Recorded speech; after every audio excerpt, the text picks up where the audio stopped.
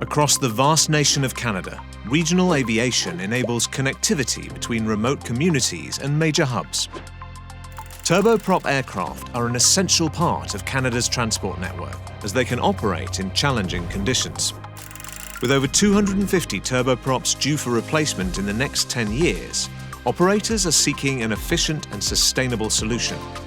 The future-driven D328 Eco is the turboprop of the 21st century, engineered for the Canadian market with advanced Garmin avionics, SAF-ready Pratt & Whitney engines, and a cabin that can be customized to operators' needs. This new 40-seater turboprop delivers the range and payload to hit the sweet spot for regional connections, energize short-haul routes, and expand market reach. Its superior operational performance maximizes efficiency in the challenging Canadian environment and minimizes fuel consumption. In addition, exceptional STOL capabilities allow it to operate from short and gravel runways. Beyond passenger flights, the multi-role platform can be fully customized for diverse mission possibilities.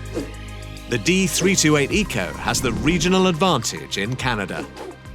Join the turboprop revolution.